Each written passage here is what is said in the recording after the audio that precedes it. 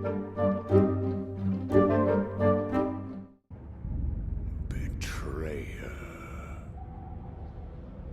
In truth, it was I who was betrayed.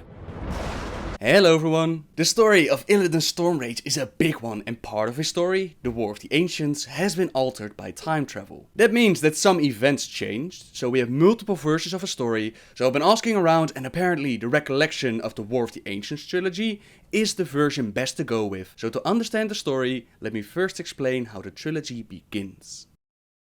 Sometime after Warcraft 3, the bronze dragon Nosdormu got caught in a time anomaly, and it took everything of his power to save the world from being destroyed by this vortex. This meant that he was trapped, and he desperately made contact with the red dragon Korialstrasz, also known as Kresis, and he sent him visions of what was going on and that he needed help. Kresis realized that he would need some help with this mission, so he recruited his old friend Ronan to help him out. This time anomaly did not go unnoticed, and even the Horde realized that something was going on. A shaman named Kalfar, he told Thrall about a vision he had, and Thrall sent Broxigar together with Geskal to investigate the situation. As the orcs made their way, they saw a dragon in the sky, and they expected that this had something to do with the visions, so they decided to follow it. What they didn't know was that this would lead them straight to the anomaly, which by this time had turned into a massive vortex. Ronan and Kresis, they were already sucked up by it, and slowly it made its way towards Broxigar. Broxigar told his companion to run,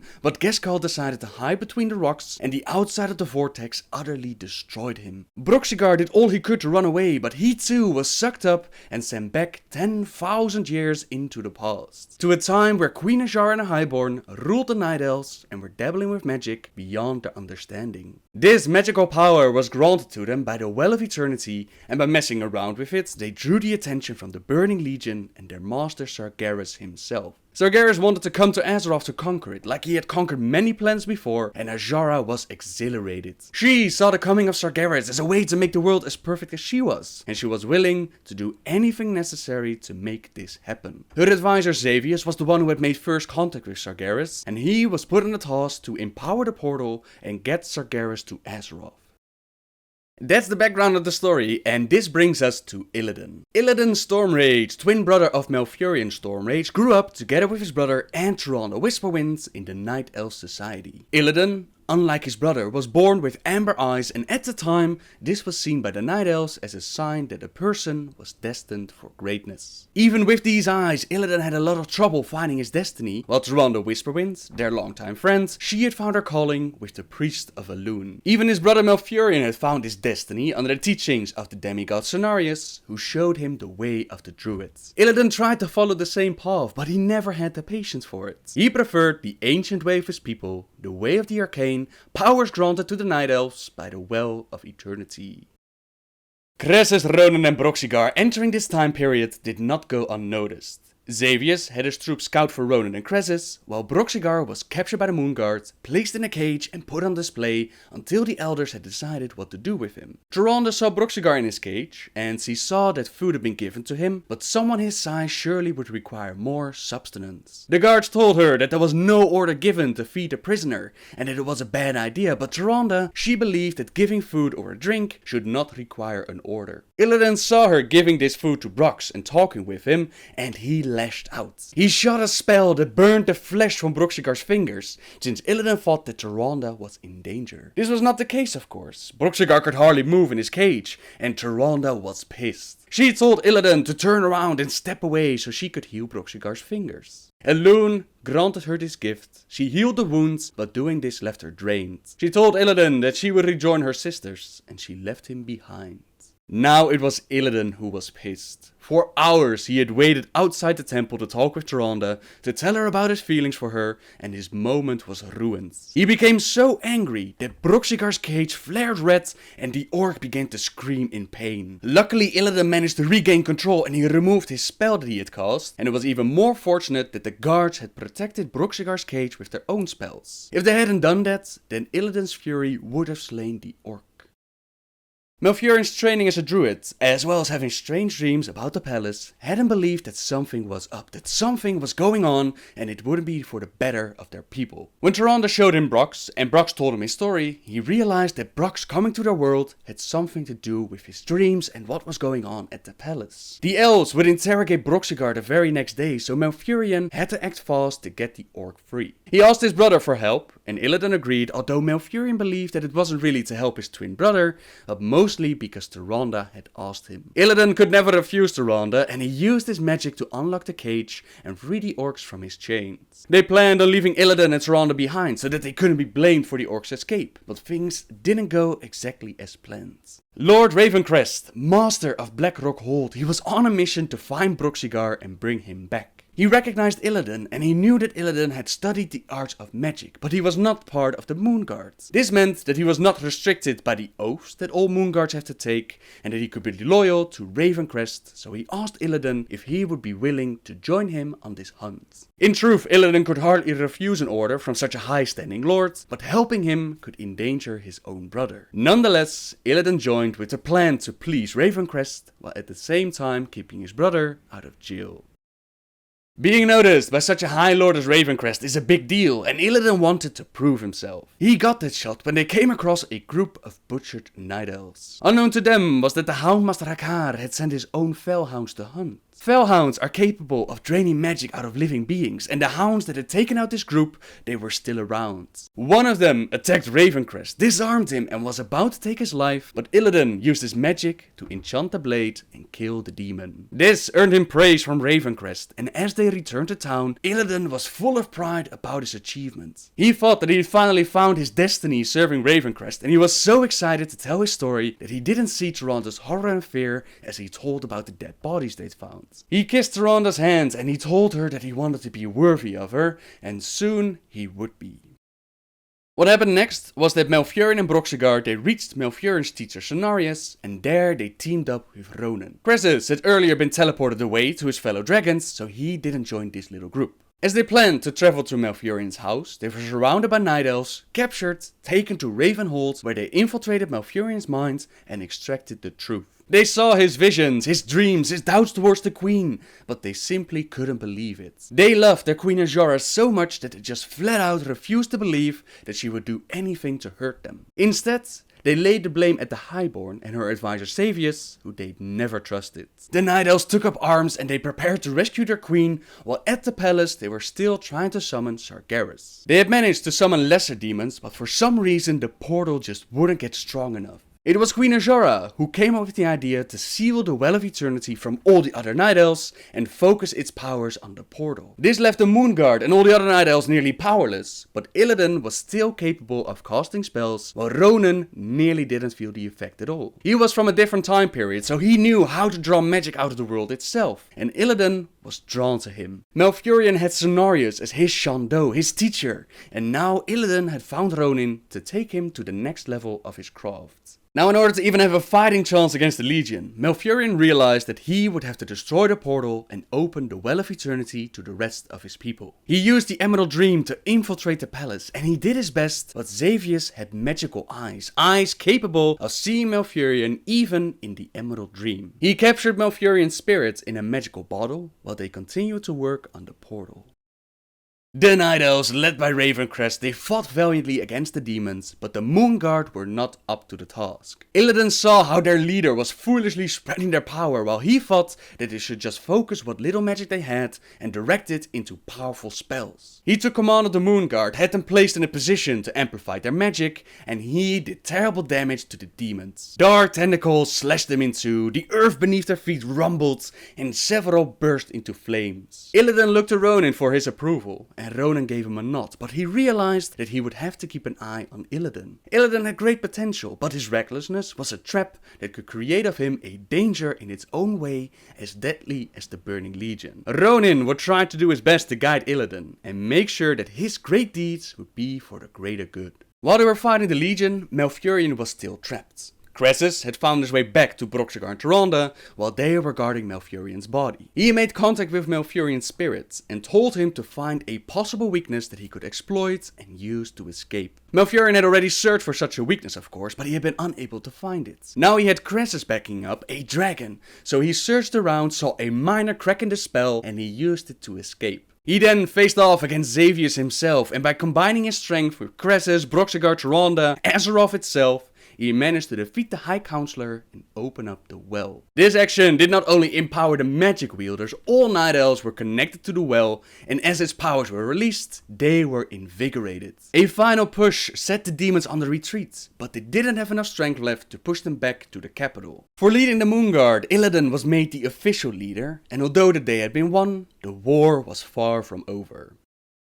The day was won by the Night Elves, but the portal was restored, and Sargeras was pissed about their failure. He had already sent 2 powerful minions, Hakkar and Mannoroth, but apparently that wasn't enough. It was time to bring out the big guns, so he sent his Lieutenant Archimonde to lead the army and get him to Azzinoth. Xavius was destroyed by Malfurion near the portal, and his spirit was taken by Sargeras. Failing the master does not come without a price, and it felt like Xavius had felt endless agony. However, Sargeras can also grant second chances, and he decided to improve and reform Xavius. Piece by piece he reformed the former Highborn, creating the first of the Satyrs, set on a mission to convert more to be like him and to serve Sargeras.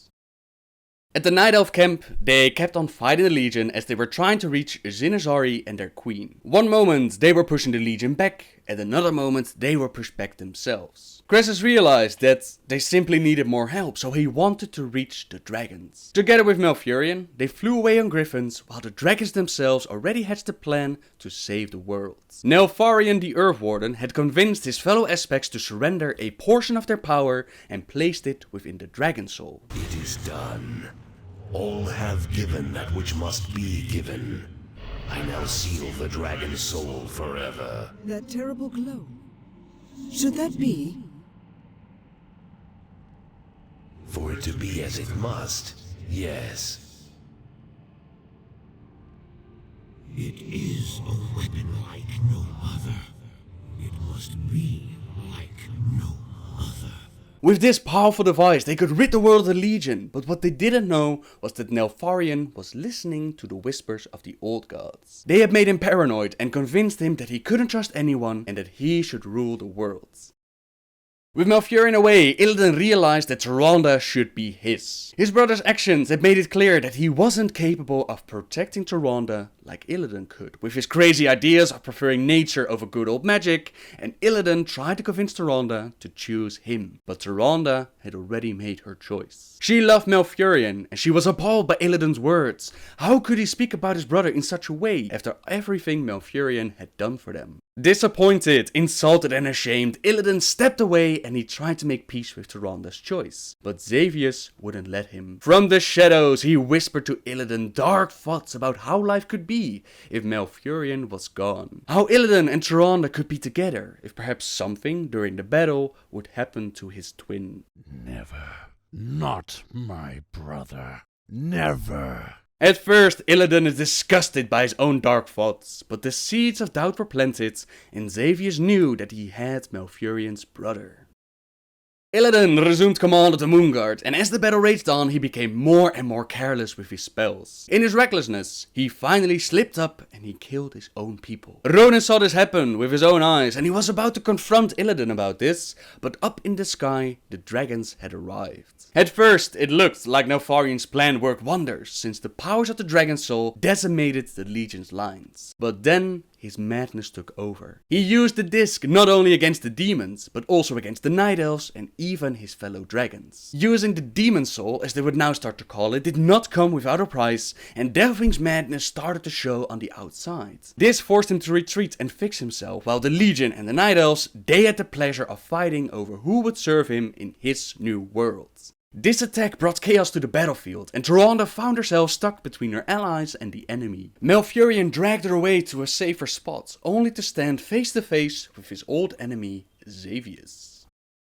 During all this chaos, Ronan was commanded by Ravencrest to seize command over the Moon Guards. Illidan was killed, but they needed order at this moment, not the mayhem that he unleashed. Ronan told Illidan to step away, and of course this was extremely insulting. And to add more salt to the wound, he told Illidan to make contact with his brother. Illidan had believed that his destiny was to be together with Tyrande, but that had proven false. Then he thought that serving Ravencrest was his fate, but again he was mistaken. Now he had to figure out where exactly he belonged, but first he did what Ronan asked of him. He made contact with his twin, who was in the middle of a battle with Xavius. Xavius taunted Malfurion, told him how he had manipulated Illidan by using the little love triangle, and Malfurion was shocked by this. He had not realized that Tyrande had chosen him, and the shock was so great that for a moment he forgot about Illidan. Illidan heard Malfurion's thoughts, and the dark thoughts, his jealousy took over. Despite Tyrande about to be kidnapped by the satyrs, despite his own twin brother pleading with him to help him, Illidan disconnected himself from Malfurion's mind and left them to their fates. Tyrande would be kidnapped, despite Malfurion turning Xavius into a tree, and his grief over Tyrande unleashed his potential powers hidden deep inside. A massive torrential storm forced the Legion to back off, while Illidan, he captured one of the fell beasts, turned it into his mount, and rode off to the palace. If he didn't belong with Tyrande, if he didn't belong with Ravencrest, then perhaps his destiny could be found by allying with the Highborn, the Queen, and the Burning Legion.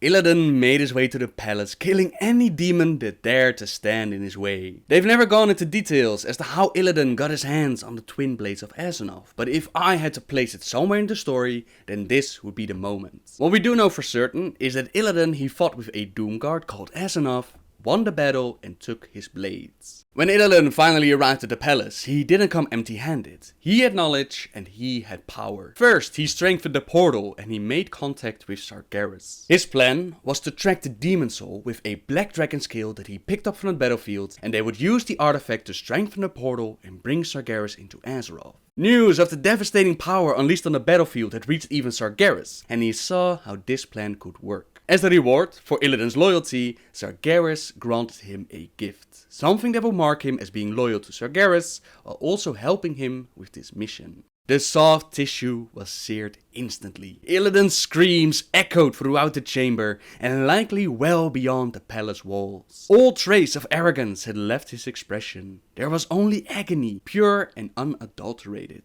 Illidan fell to the floor, and Sargeras told Mannoroth to have Illidan sent to rest, and when he was rested, he began his task to get the demon soul. Mannoroth still didn't trust Illidan, and Sargeras, he was no fool. He told Vadofan, captain of the High Guard, to join Illidan and make sure that the Night Elf fulfilled his mission. When Illidan woke up, he found himself in the presence of 3 beautiful highborn females, and one of them was Lady Vush. She was busy with washing him, and she offered him a blindfold to cover his new eyes. When Illidan tried to look at the world for the first time, he almost went mad. Bright colors and shapes attacked him, but he remembered Ronan's words that focus is the key, so Illidan used his willpower and forced himself to see. The mark granted by Sargeras gave him new sight, and he could now see the magic in the world. He had also gained dark tattoos which amplified his powers, and he could see how powerful the Highborn around him were. Lady Vush was the most powerful among them, but she was nothing compared to Queen Azshara. Illidan always imagined that Azshara had need of her Highborn to do magic for her, but as she entered the room, he could see that he was wrong. She had not become queen just with her looks. Azshara was powerful in her own right. She'd even tried to hypnotize Illidan with her magic, as she had done with so many others before him, but Illidan saw what she was doing and he resisted.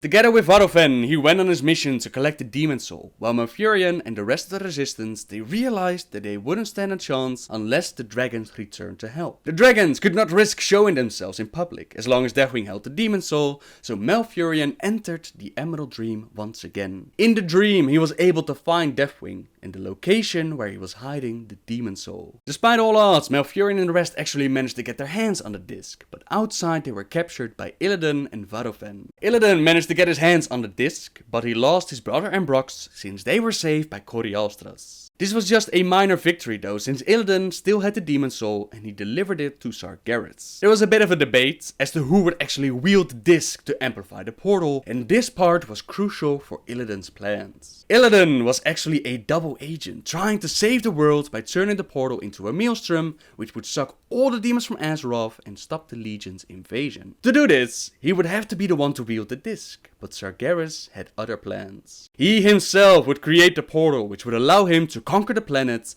and he told them to bring the disc to the Well of Eternity itself. For the first time, Illidan's confidence in himself and in his plan diminished slightly, but not all was lost. He could still manipulate the portal, but something unexpected happened before he had the chance. Several Highborn did not agree with Azshara's choices, and they didn't believe that bringing Sargeras into our world was for the greater good. In secret, they had been working against their queen, weakening the portal, and now they had decided to break Tyrande out of her prison and join the resistance. Led by Kael'thas Sunstrider, they charged out of the palace, but Tyrande was picked up from her mount by a Doomguard. High in the sky, she managed to grab her sword and stab the demon, which released her from his grasp, but also had her plummeting to the ground. She would have probably died in that very moment, was it not for Illidan, who used his magic to save her life. He told her about his plans, he showed her one of the vials that he had filled with power from the well, and he poured the vast magical powers over himself. Wait, I have an idea. Illidan, what is in that vial? What are you doing? What our people could not.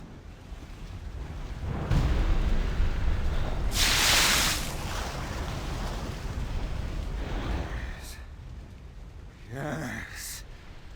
I can feel the raw power of the Well of Eternity.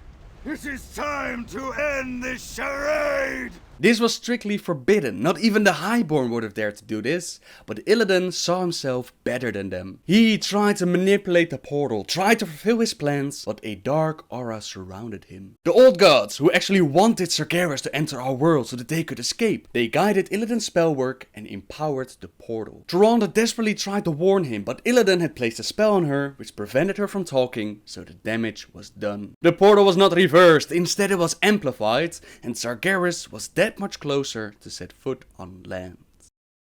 In the meantime, the dragons they showed up again and they carried Malfurion and the others to the Well of Eternity. Broxigar sacrificed himself to buy them all some time, while Deathwing showed up and tried to reclaim his item. Like I said, the old gods wanted this to happen, so they did everything in their power to stop Deathwing from getting his paws on the disc. It is too powerful! How dare you touch my creation? It is mine! Mine! Niltharion! What have you done? You have doomed us all to the madness of the old gods! Is mine! He is lost to our system. He is no The power of the soul is tearing him apart!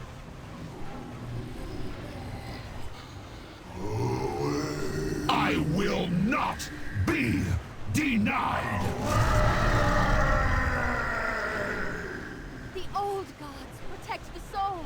Despite the spell nearly tearing him apart, Deathwing manages to get his paws on the disc, only to be slapped by the old gods. He loses his grip on the artifact, is sent far away, while the disc is caught by Malfurion. Malfurion then makes a mental connection with Tyrande, and when he found out that Illidan was near her, he nearly killed his brother in a moment of fury. He quickly regained control though, and soon enough Illidan and Tyrande were under attack by demons. Malfurion could sense this of course, he could see it through Tyrande's mind, but he was sitting on top of Ysera, so there was nothing he could do. Desperately, he wished to be there to help them, and before he knew it, the power of the demon soul made it so. Simultaneously, he was sitting on top of Ysera together with Illidan, while also being down on the ground fighting demons with Illidan and Tyrande. He knew that they had to do something about the portal, otherwise all would be lost, so together with Illidan they become one with the foul disc, and they try to manipulate the portal. Old gods are not easily defeated, and they whispered through the disc, trying to manipulate them. Malfurion almost fell to the whispers, but he quickly regained control, while Illidan completely surrendered to the promises of the gods. His brother Malfurion managed to snap him out of it,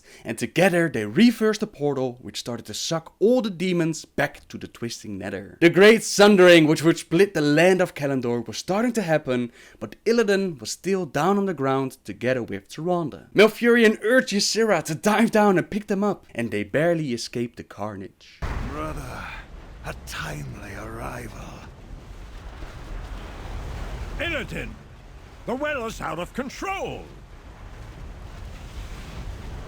Aye, it's been twisted and turned by too many spells. The fuss we, especially you, made with the portal was too much. The same spell that sent the Burning Legion back into their foul realm now works on the well. It's devouring itself and taking its surroundings with it. Fascinating, isn't it? Not if we're caught up in it. Why weren't you running? What have you been doing with your hand in the well? If you've a way out of here, we should probably use it. I've tried casting myself and Tyrande out of here, but the well is too much in flux. This way. Queen Azora and a Highborn, they were not so lucky. They were caught by the waters, and although Azora tried to use her magic to keep the waters away, eventually they would be crushed. The old gods made contact with the queen, they offered her a deal, and they transformed them. They transformed Azora, they transformed her Highborn, they transformed Lady Vash, and they turned them into the Naga. On the mainland, the resistance had moved back all the way to Mount Hyjal. They were now led by Jared Shadowsong, and they were trying to plan what to do next. A great lake was nearby with plenty of water to sustain them, but Illidan reached the lake first. He still had vials with water collected from the well, and he poured 3 of them into the lake to create a new Well of Eternity. The Night Elves had just fought a war, lost countless lives because of the original well, and they were not happy about this. They charged for Illidan, he lashed out against them, burned a few of them in their skin, and he nearly killed Daframar and Jared. Malfurion captured his twin, and although the Night Elves wanted to execute Illidan for his crimes, Malfurion pleaded for his life, so instead they decided to imprison him. Jared's sister, Maiev Shadowsong, was more than willing to guard Illidan and make sure that this betrayer would never see the light of day again. The dragon aspects, they decided to turn this new Well of Eternity into a blessing, and they planted the world tree Nordrassil. They then blessed it with their own powers, they blessed the Night Elves, gave them eternal life, while also saving them from the well. Illidan told them that they were all fools, that one day they would all pray to him as if he were a god when the demons would return. The demons had their first bite of Azeroth, and they'd surely return for a second. When that moment would arrive, they would have need of his skill and knowledge, someone who knew how the Legion worked and how to stop them. It would take 10,000 years locked away in darkness, but Illidan would be proven right. The Legion would return, but before that moment, some important events happened.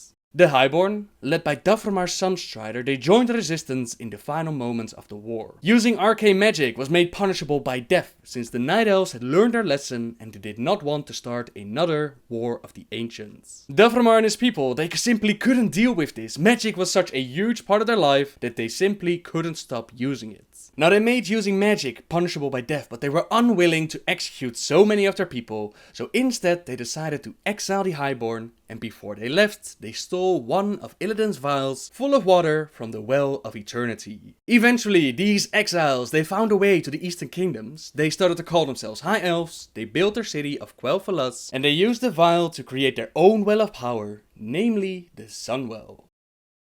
Maiev Shadowsong was one of the people who wanted to kill Illidan on the spot, but thanks to his brother, they decided to imprison Illidan instead. She then offered herself to guard Illidan, and Malfurion told her to collect volunteers from the Sisterhood of Elune. Those that joined Maiev, they became an organization known as the Watchers, and as their leader, Maiev was granted the title of Warden. Over time, she would award a select few who had proven themselves with the same title. Her brother Jared would one day simply leave the Night Elves behind, he would simply disappear, and he left her alone to guard Illidan for millennia. Throughout those years, the Watchers became her family, and Illidan was her main focus. Malfurion, under the teachings of Cenarius, had become an archdruid, and he'd started to teach other male Night Elves how to become a druid themselves. The Night Elf druids, including Malfurion, were bound to the Emerald Dream through the world tree Nerzhul. As part of the mystical pact, the druids agreed to sleep for centuries at a time so that their spirits could roam the infinite paths of Ysera's dreamways. Though the druids were grieved at the prospect of losing so many years of their lives to hibernation, they selfishly agreed to uphold their bargain with Ysera. They would wake up from time to time, and sometimes Malfurion would visit Illidan's prison in the hopes of turning him from his fatal path. This proved to be unsuccessful, but nonetheless he tried. With Malfurion and the other druids spending their time in the Emerald Dream, it fell to Tyrande to lead their people. Which brings us to the events in Warcraft 3. Like Illidan said, the Legion, they had returned. Kil'jaeden had sent his creation the Lich King to weaken the world and get it ready for a new invasion. The Lich King recruited Kel'Thuzad, he recruited Arthas, had Lordaeron hit by a plague, and he had Archimonde summoned to our world. You see, Lord Archimonde, we need not fear the Night Elves. The Scourge can... Archimonde, after 10,000 years, how is it possible? The Legion has returned to consume this world, woman. And this time, your troublesome race will not stop us.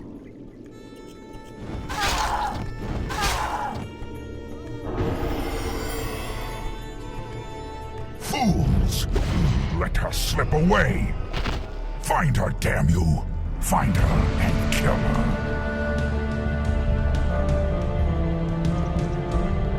The day we have long feared has finally come. The Burning Legion has returned. I must cross the river and warn the rest of my sisters before all is lost. Archimonde had returned, and he set his eyes on the world tree Nerzhul to drain the tree from its powers. Not only would this weaken the Night Elves and take away their immortality, this would also boost Archimonde's powers. Tyrande realized she would need Malfurion's help. Normally it was the demigod Cenarius who would have woken the druids, but Grom Hellscream and his troops had killed Cenarius, so it fell to Tyrande to wake the druids. She claimed the Horn of Cenarius, pulled Malfurion from the dream, and together they moved to awaken the rest of the druids. Along the journey, they moved underground and they found the path leading to Illidan's prison. Oh no. How could I have forgotten? What is behind this door that worries you, my love? This door leads to Illidan's prison, Tyrande. We should go. Now. Illidan? It's been 10,000 years. Could he still be alive? We should free him, Furion. He would be the perfect ally against the undead and their demon masters. No, Tyrande. That beast must never be set free. But he is your brother. Be that as it may, he is far too dangerous. I forbid it. Only the goddess may forbid me anything. I will free Illidan whether you like it or not. You might wonder, where's Maiev during all of this? Well, Maiev and the Watchers, they were charged with guarding Illidan, but over the years their duties spread out and they were charged with capturing more dangerous criminals. Just before these events, Maiev was called away on such a mission, and this is the reason why we don't see her guarding Illidan. Tyrande kills Illidan's guards and she sets the betrayer free. Illidan, is that you? Tyrande, it is your voice. After all these ages spent in darkness, your voice is like the pure light of the moon upon my mind. The Legion has returned, Illidan. Your people have need of you once more.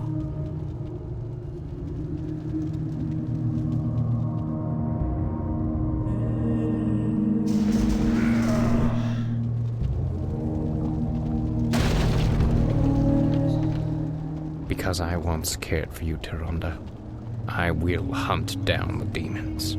But I will never owe our people anything.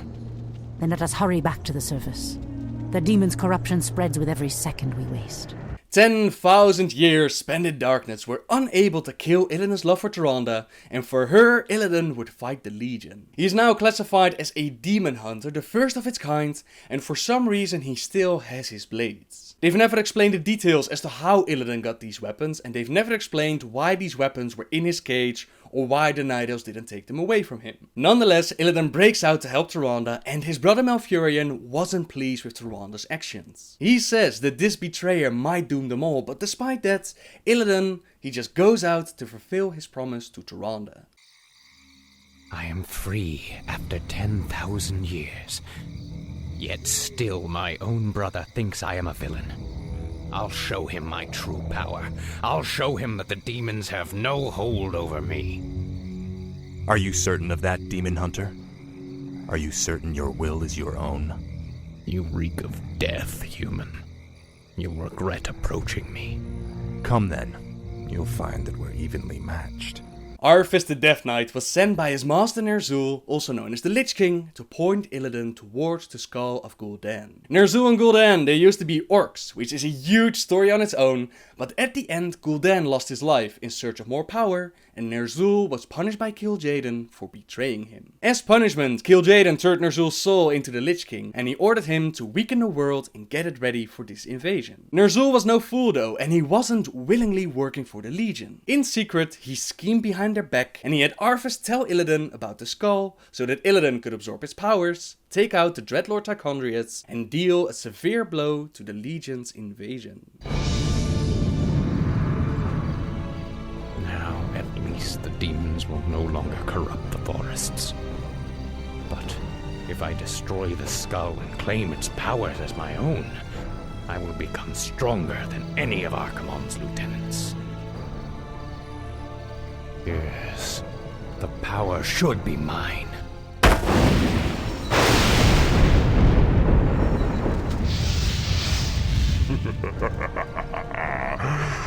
Now I am complete.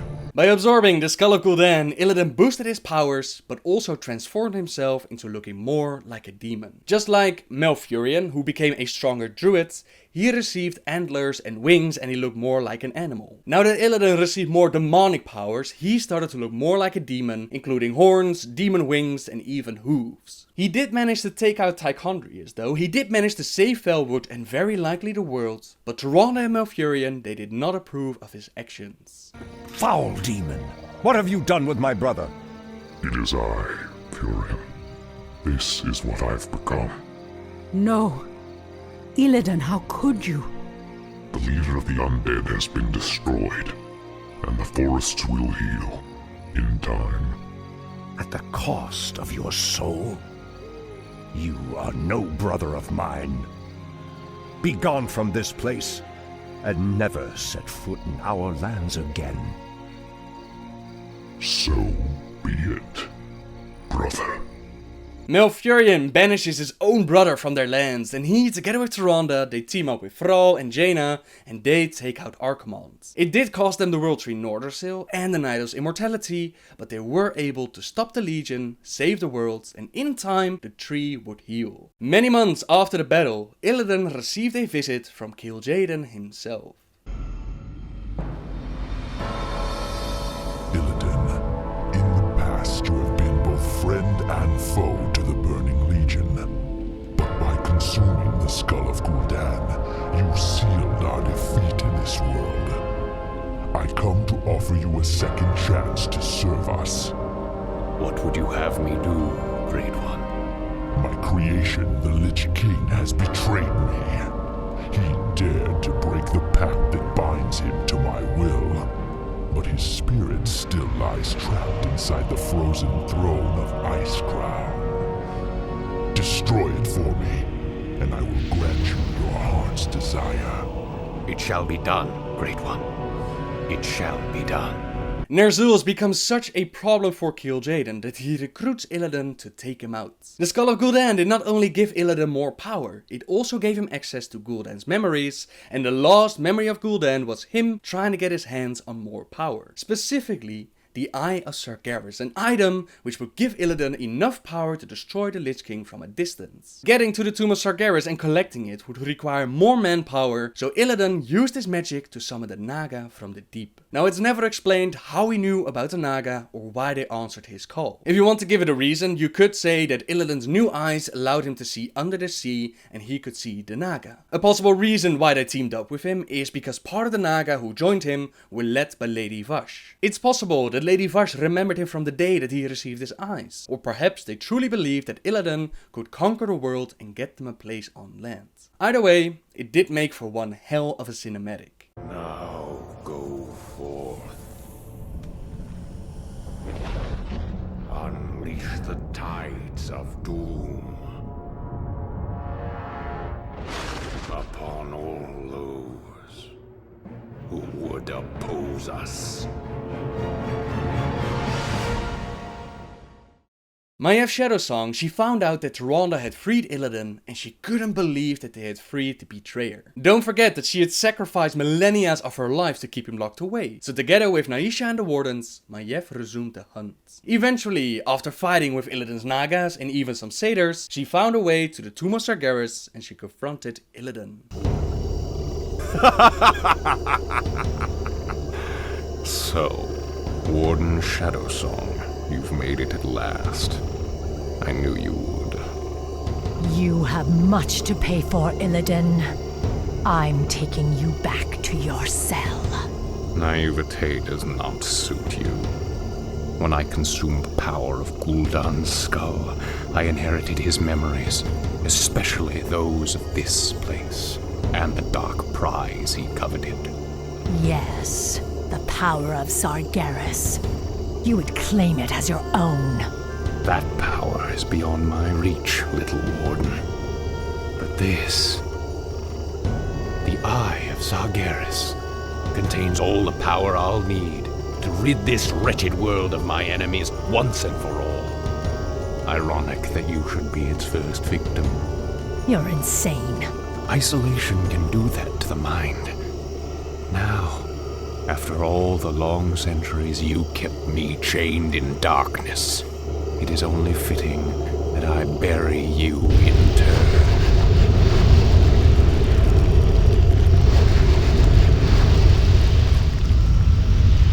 As revenge to the one who kept him in prison, Illidan decided to sink the tomb back to the bottom of the sea. Maiev manages to escape the tomb with the use of her own blinking ability, but Naisha and all those that follow her inside the tomb perished that day. Outside, Illidan's Naga showed up to finish the job, and Maiev sent out a messenger to Malfurion, while she and the others tried to hold their ground. Tyrande and Malfurion, they arrived just in time to fight off the Naga and make their way to Illidan. As the goddess wills. Tyrande, what are you doing here? This battle does not concern you. I was wrong to set you free, Illidan. I can see that now. You've become a monster. Monster? Is that what you think of me? I have always cared for you, Tyrande. I sought only to prove my worthiness, my power. Raw power is no substitute for true strength, Illidan. That is why I chose your brother over you. Still you refuse to see me for what I truly am. You believe me to be a villain, your enemy. But soon now, you will see that our enemies are the same. All Illidan ever tried to do was prove his worth towards Tyrande. But Tyrande doesn't fall for raw power alone. She goes as far as to call Illidan a monster, but when Tyrande faces Illidan one-on-one, he still doesn't harm her. Brother, what are you doing here? I've come to stop you, Illidan. Instead of banishing you, I should have returned you to your cage when I had the chance. I was weak then, but no longer. I have sworn allegiance to a new master, brother. I have a great task to perform in his service. I'm sorry, but I cannot allow you to stand in my way.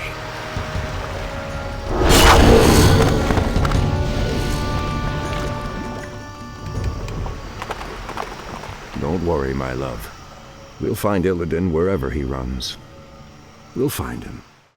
Illidan escapes in a boat just before they're able to capture him, and he sets sail to the lands of Lordaeron. At this point, Malfurion decides to stay behind in the forests of Lordaeron, which have suffered greatly under the influence of the Scourge. He is going to communicate with the land, see if he can do anything for it, and that means that Maiev and Tyrande, they team up and resume the pursuit of Illidan. Along their journey, they come across Kael'thas Sunstrider and his caravan. Kael'thas is actually a descendant from Davramar Sunstrider, and his people, the High Elves, now call themselves Blood Elves, in honor of those they'd lost against the Scourge and Arthas. Tyrande, despite Maiev's protest, offers to escort the caravan and protect it from the Scourge as it makes its journey to safer grounds. In return, Kael'thas agrees to help them in their search for Illidan, but the Scourge forces, they prove far too powerful and they overwhelm them. Tyrande stays behind as she tries to hold the Scourge back, but the bridge that she's standing on, it crumbles and the river takes her away. Kael'thas wants to go after her, try to save her, but Maiev tells him no. She's obsessed with finding the betrayer and she doesn't care what it takes or who she needs to sacrifice as long as she captures Illidan.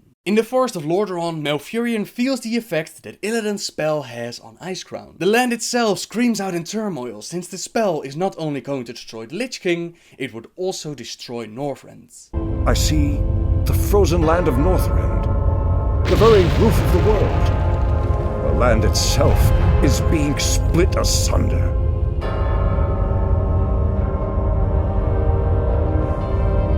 How can this be? What could cause such devastation?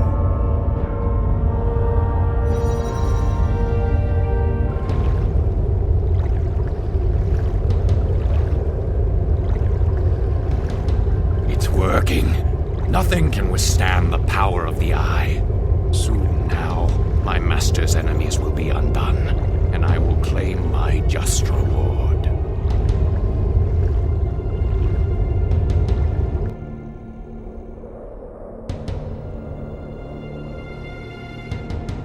Thank you, great spirits. I know what must be done. I promise you, this treachery will not go unpunished. Malfurion quickly makes his way to Maiev's camp, where she tells him the news about Tyrande. She tells him that Tyrande has been torn apart by the Scourge instead of just being dragged away, and this infuriates Malfurion. The three of them ride off to stop Illidan from finishing his spell. No! The spell is not done! It is not done!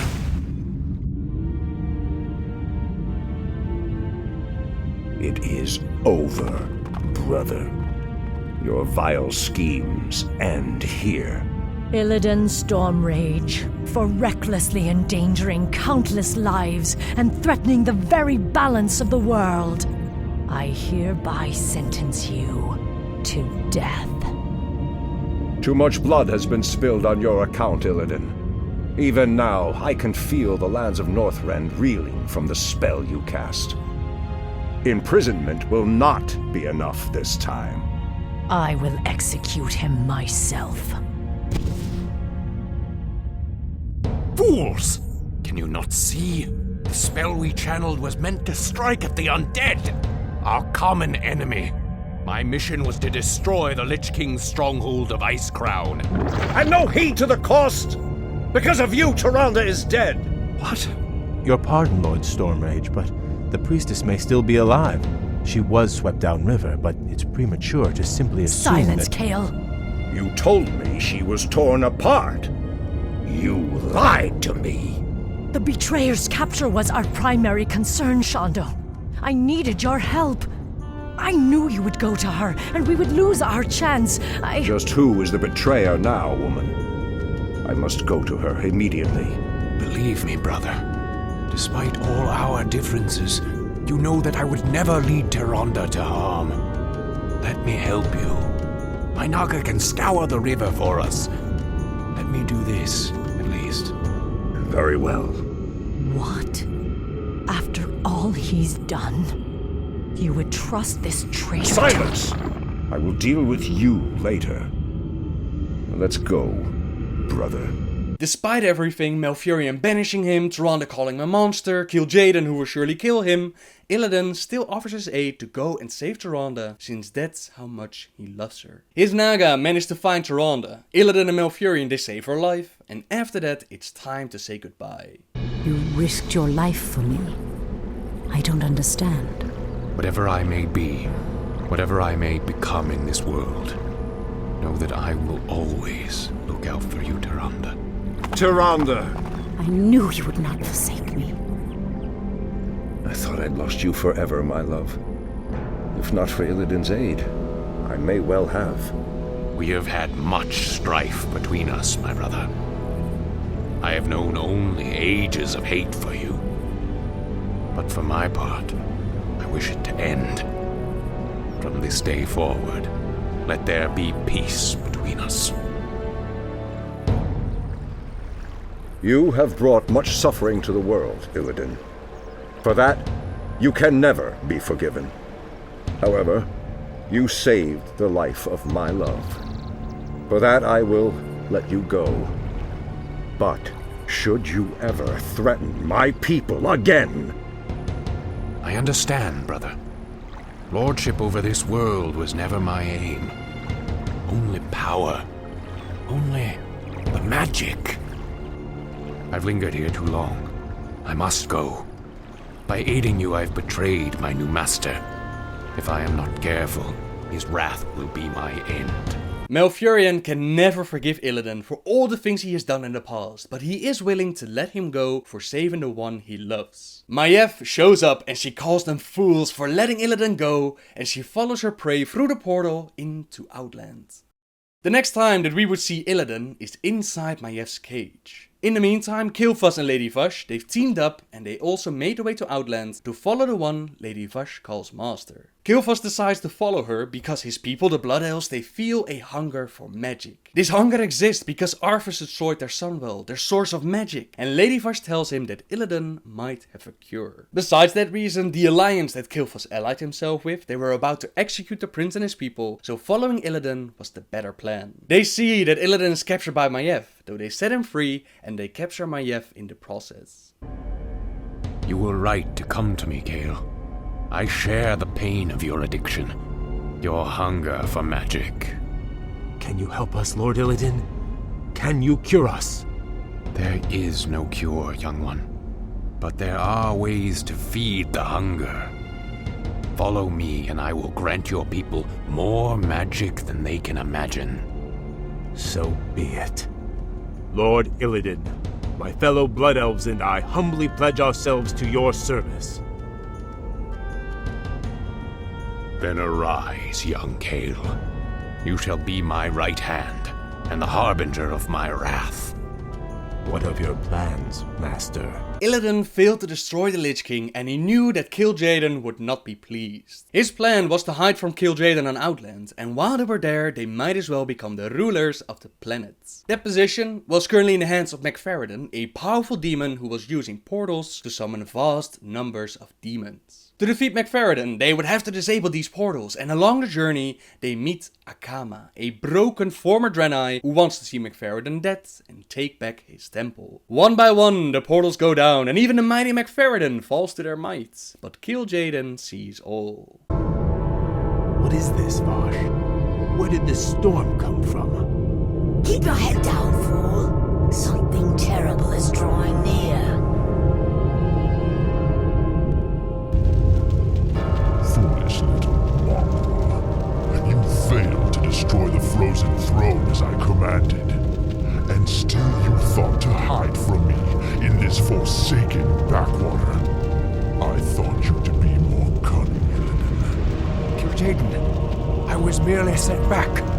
I was attempting to bolster my forces. The Lich King will be destroyed. I promise you. Indeed. Still, these servitors you've gathered show some promise.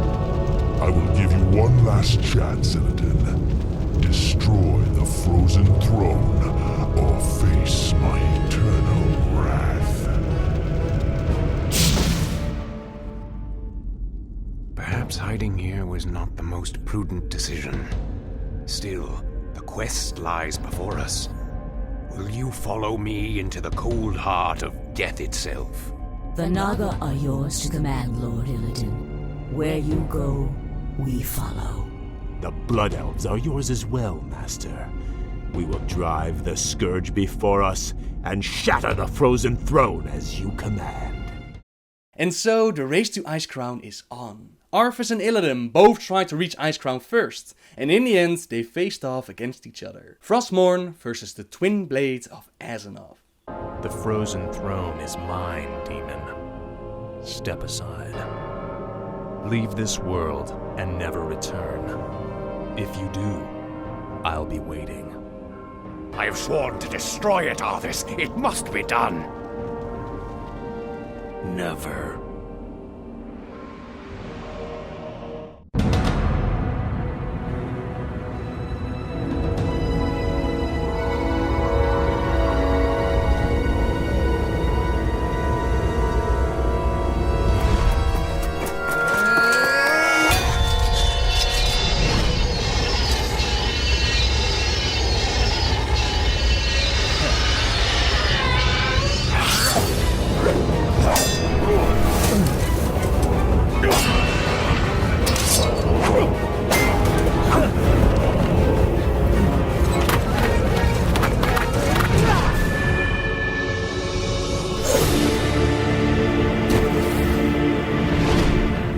Arthas and Frostmourne won the battle, and Arthas was in such a hurry to reach the top of Icecrown that he left Illidan in the snow to die. Illidan didn't die though. His allies Lady Vash and Kael'thas, they dragged him back to Outland.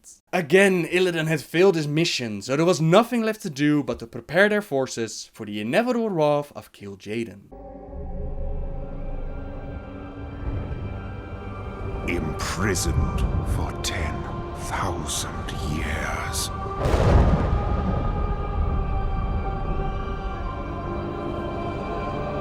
Banished from my own homeland.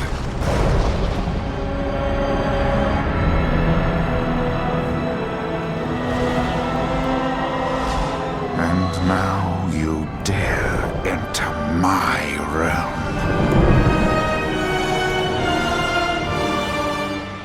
You are not prepared. It took 4 years, but Doomlord Kazzak found a way to reopen the Dark Portal, and we found out what exactly Illidan had been doing with his time. The lore during the Burning Crusade was sometimes conflicting, and some parts have been retconned or never really explained, so not all of it makes a whole lot of sense, but let's take a look at the story and see how far we can go. Our adventure begins in Hellfire Peninsula, where we find out that the Pit Lord Magtheridon, the same one that Illidan defeated to claim Outland, has been imprisoned and is used to create Fel Orcs. It was the blood of the Pit Lord Mannoroth that empowered but also corrupted the Orcs of the First Horde, and it made them slaves to the Burning Legion. The blood of Magtheridon is used in a similar way, only now the Orcs follow Illidan's orders, although some don't drink willingly. They're part of the so-called Fel Horde, and the war chief is Kargaf Bladefist. Vermin! Leeches! Take my blood and choke on it! Both the Alliance and the Horde, they take their forces, they attacked Hellfire Citadel, they take care of this so-called Fel Horde and their war chief, and they even manage to free and slay Magtheridon. The Legion will consume you all. In Zangarmarsh, we find Lady Vash and her Naga, who are still loyal to Illidan. They're working on draining all the waters from the marsh, but the reason behind it is never truly explained. Water is life. It has become a rare commodity here in Outland, a commodity that we alone shall control. We are the Highborn, and the time has come at last for us to retake our rightful place in the world.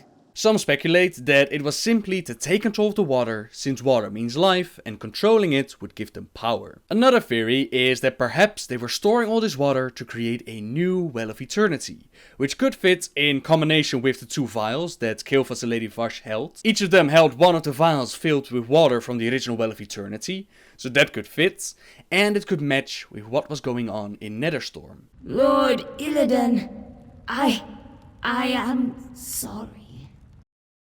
Since in Netherstorm, we find Kael'thas Sunstrider and his forces, and they've taken over the Tempest Keep. This dimensional ship was used by the Naaru to travel to Outland, and one ship was named the Exodar, which took the Draenei from Outland to Azeroth. Kael'thas spent his time in Netherstorm draining mana directly from the twisting nether, but we would later find out that he was no longer loyal to Illidan. Illidan's defeated Icecrown had him slipping into insanity, and Kael'thas switched paymasters accordingly. He now serves Kil'jaeden himself, but that on its own is a story for another time. Energy. Power. My people are addicted to it. Welcome to the future. The Naaru that travel to Outland with the Tempest Keep, they are called the Shatar, and their leader is Adal. They, together with the Aldor, they took the city of Shafra back, and the Aldor are a group of holy Draenei who've been fighting with Kael'thas' forces. The Naaru are hell-bent on stopping the Burning Legion, so they would be a very powerful ally for Illidan against Kil'jaeden. Instead of allying with them though, Kael'thas sent his troops to attack Shafra city, but instead of actually fighting, his forces laid down their weapons and teamed up with Adal. Vorefal the Seer, the leader of this Blood Elf group, he had seen a vision which showed him that Adal was his race's only hope for survival. They formed the faction called the Scryers, and this was a terrible blow to Illidan's forces. You have to wonder why exactly they attacked Adal and Shafra city, why did they turn them into an enemy? And again, this has never truly been explained. Some write it off to Illidan's madness, as he saw himself as the ultimate lord of Outland. He would not want a potential foe gathering troops against him, so perhaps that's a simple reason as to why. Another theory is that Illidan never ordered Kael'thas to attack the city. As we would later find out, Kael'thas had allied himself with Kil'jaeden. What better way to weaken Illidan's position against the Legion, keep the Naaru occupied while Kael'thas served his new master, than by faking an attack and putting these two forces against each other. Like I said, we don't know for sure, but what we do know is that Adal, the Shatar, the Scryers, the Aldor, they all work together against the Legion and against Illidan. Another ally for this war was found in Shadowmoon Valley, namely the broken Draenei Akama, who teamed up with Illidan during Warcraft 3. I remember the temple as it used to be, a place of worship. I prayed within its chambers and meditated among its gardens. I was happy then, at peace. I remember too the day the orcs came. A day marked by cries of war and torrents of blood. When terrified women and children huddled in darkened corners. I led many to safety, but many more paid the ultimate price.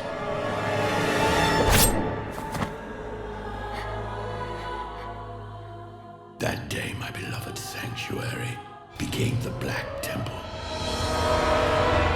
There, the orc warlocks practiced a twisted magic that corrupted the land and nearly destroyed us all. Do not do this, Gul'dan. Bear witness to the undeniable power of our Dark Master. He will destroy us all. Even after the Horde's reckless sorcery tore the planet apart, my people were unable to find a lasting sanctuary.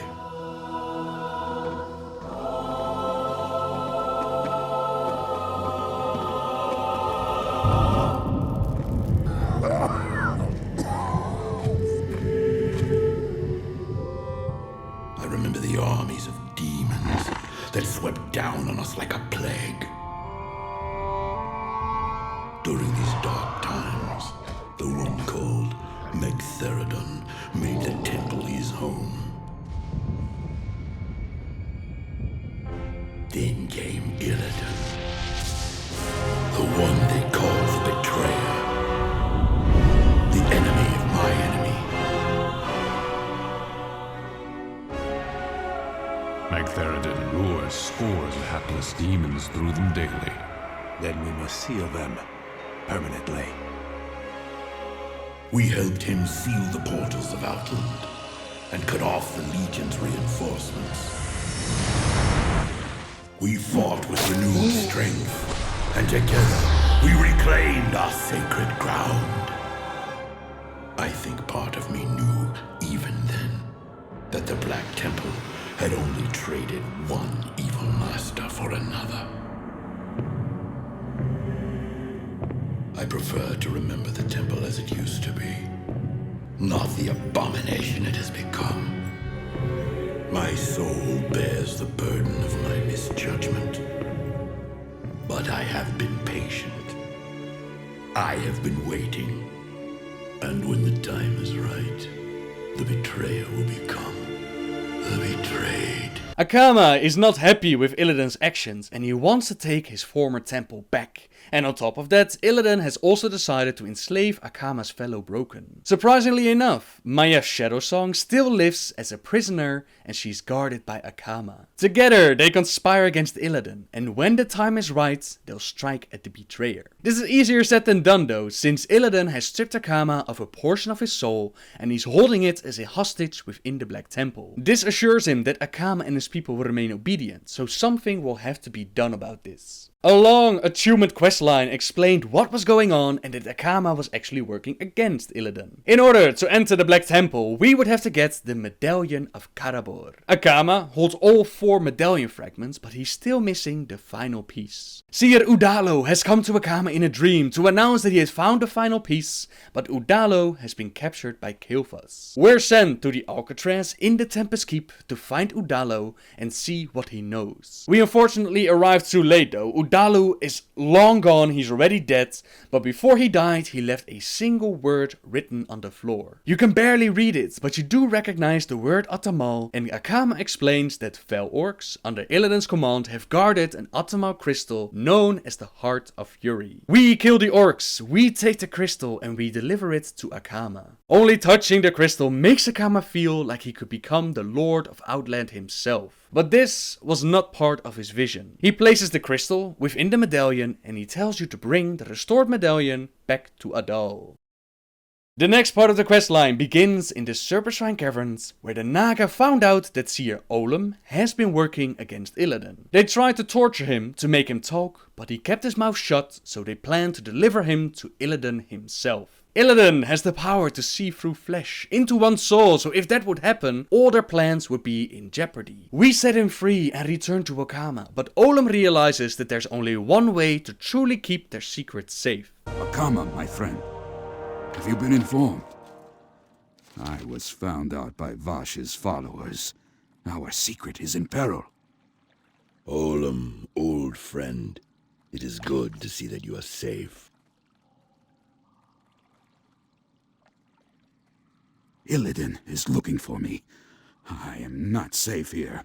None of us are. Illidan will become suspicious. That much is for certain. We will deal with it as we always do. Illidan will find me. And when he does, he will pry the Ash-Tongue's secret from me. Such is the power of the betrayer. No. There is only one way. My usefulness to the cause has come to an end. I must venture into the spirit world. You cannot be serious, Olim. Your sacrifice has already been too great. My decision is final. I will not be dissuaded. I have devoted my life to our plan. To jeopardize it now would betray all who have died for the cause long before me. It appears your mind is set, then. We will guide you to the spirit world with as much kindness as we can. I thank you, Akama. You honor me by allowing me this moment, surrounded by my brothers. Farewell, friend. Guide our people well.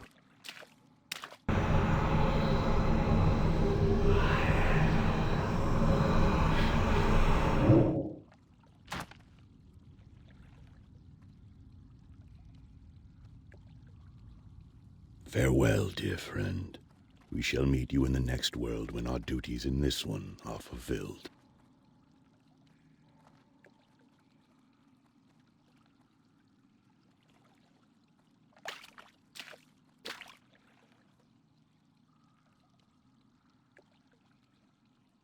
Master, we have found the traitor who escaped Vash.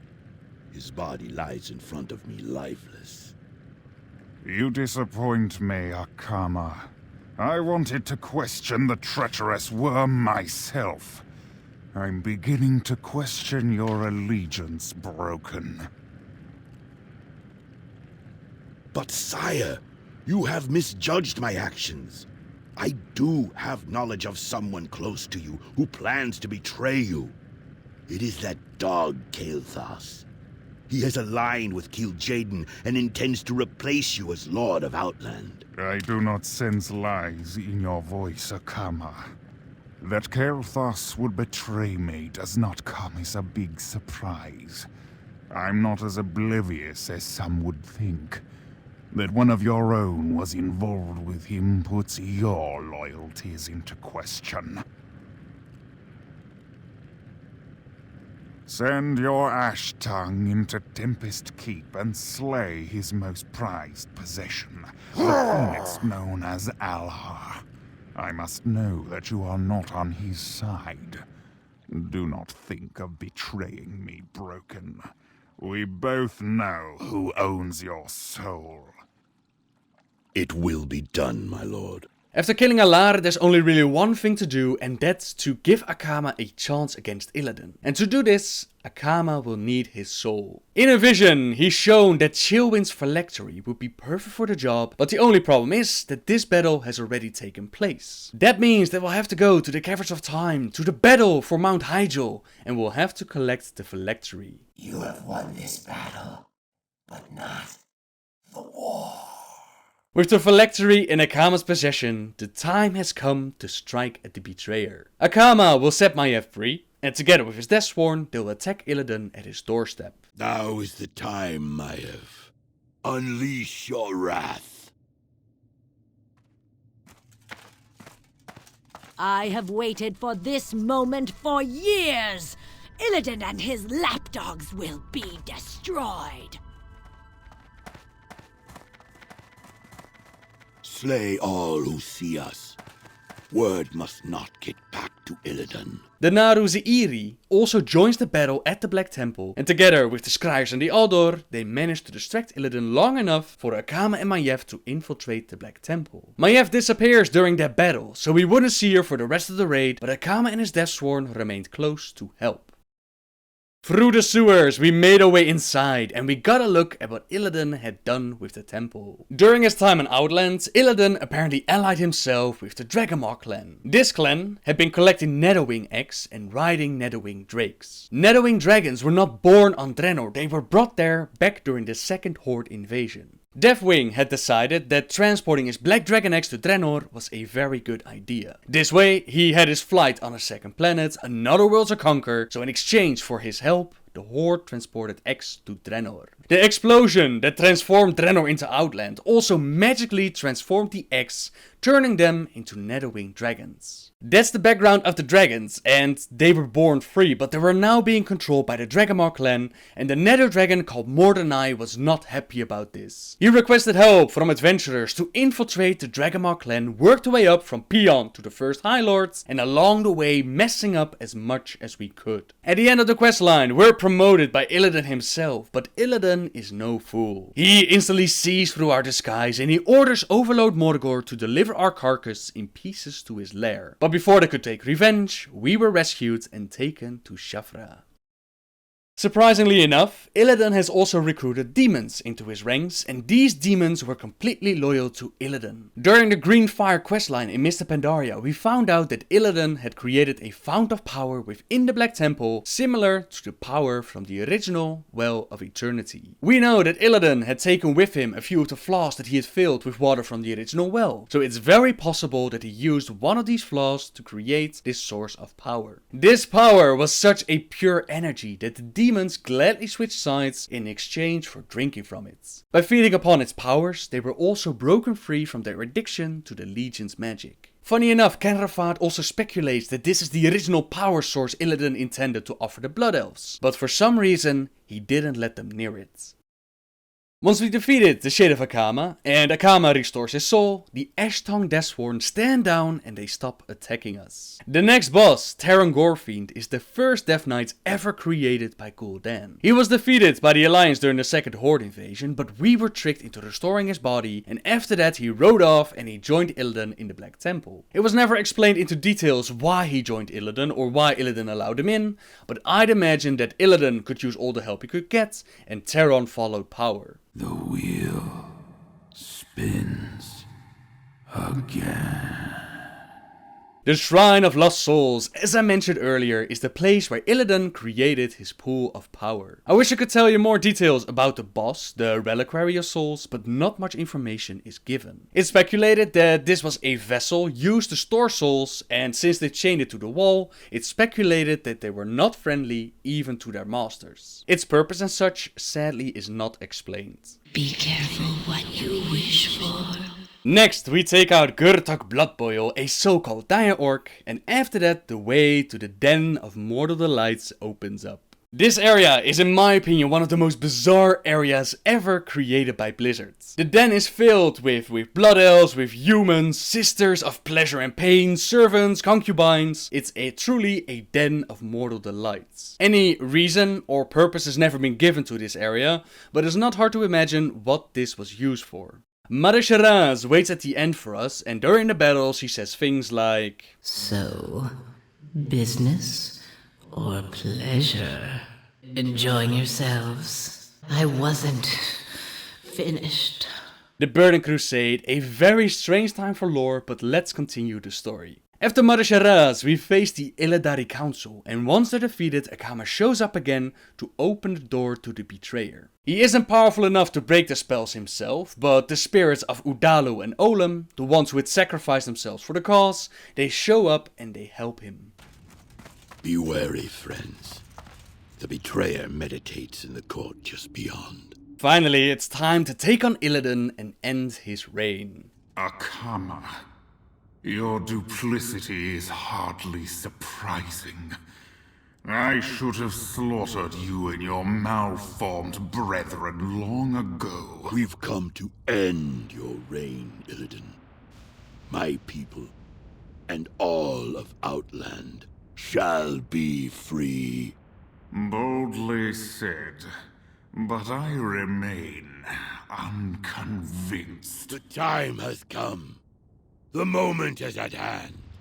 You are not prepared. During the fight, Illidan summons his minions, so Akama leaves us alone with the Betrayer. Is this it, mortals? Is this all the fury you can muster? Their fury pales before mine, Illidan. We have some unsettled business between us. Maiev, how is it even possible? Ah, my long hunt is finally over. Today, justice will be done.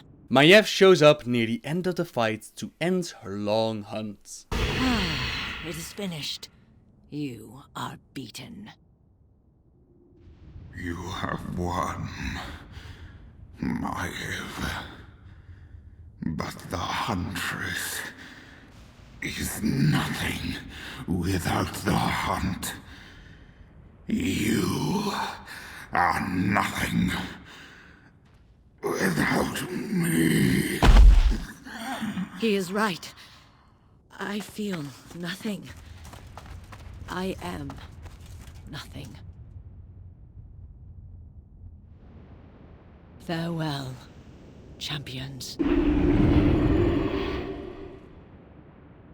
The light will bless these dismal halls once again. I swear it. Maiev feels nothing after getting her revenge and she teleports herself away. Akama swears that the temple will be restored and Illidan lies dead on the floor. So ends Illidan's reign over Outland, but his story, his legacy is not yet over. Illidan wasn't the only demon hunter in existence, and Kael'thas had sent 5 of his blood elves to train with Illidan. 3 of them died during training. Leophorus the Blind, he went mad and he became a boss in the Serpentine Caverns, while Varadis was so good that he became even better than his night elf teachers. Another night elf demon hunter named Altrius the Sufferer, he saw that Illidan was not who he once was. His soul had been corrupted by power, his mind been twisted by defeats. He had become what Altrius sworn to destroy, so he helped us with taking out Alandine, Ferras, Nefarel and Varadis. There are more confirmed demon hunters, and very likely that there are more unknown demon hunters, but the last one I want to mention is Feronas Sindweller. Feronax can be found in Felwood, and we're sent out to claim his head by Archdruid Navarax, since Feronas has been killing druids. Feronas explains that the night elves he killed were not actually night elves, but they were demons in disguise. Even the Archdruid is a demon, but more importantly, he shows you what Illidan did for the forest of Felwood. How he fought through armies of demons, how he drank from the skull of Gul'dan, and how he took out the demon Tychondrius. As the reward for these actions, Illidan was banished by his own brother, and I think this shows how divided people are when it comes to Illidan. Some say that he's a misunderstood hero, some say that he's a full-fledged villain, while others worship him as the savior of Azeroth. Those that perhaps wish that they had done a different story with Illidan, or perhaps a better story with him than what they did during the Burning Crusade, they might get their wish. Hi. Will we ever see a redemption or resurrecting of Illidan Stormrage as a character? With Malfurion and that whole storyline? Boy, do I want to do that. I think that'd be badass. I don't think anyone at all has even suggested it or talked about it. Not to my knowledge. But I love that shit. I'm a sucker for a good redemption story, so... StarCraft. Is Illidan still at the top of Black Temple? You want them back, don't you? Could we just bring them all back, Chris? Is that cool? I wouldn't say all. Actually, we're just in a panel for the broad WoW Q&A, and someone brought up, you ever going to bring Illidan back? And so we just kind of asked, do you guys think we should bring Illidan back?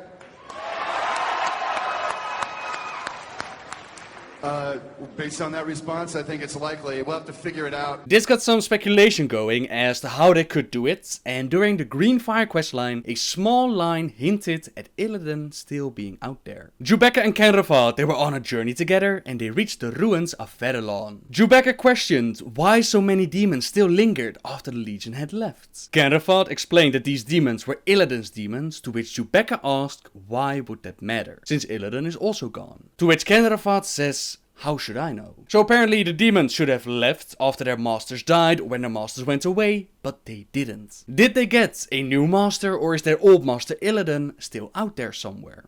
Another theory to go with this idea is that Illidan absorbed so much demonic magic that he himself turned into a demon. Certain demons, like the Dreadlords, they cannot be killed on the mortal plane. Killing them on Azeroth simply sends them back to the Twisting Nether, so a very popular theory is that Illidan is currently somewhere out there in the Twisting Nether. This could be fighting the Legion, this could be teaming up with the Legion again, but the idea is that Illidan is still out there somewhere. These are all just theories and speculations though. For now, as far as we know, Illidan is dead and his story has ended. Which means that my videos on Illidan are also done, so thank you very much for watching everyone. I really hope you enjoyed Illidan's story, I hope I did it justice. Subscribe if you like my videos, and until next time guys, see ya! Whatever I may be, whatever I may become in this world, know that I will always look out for you.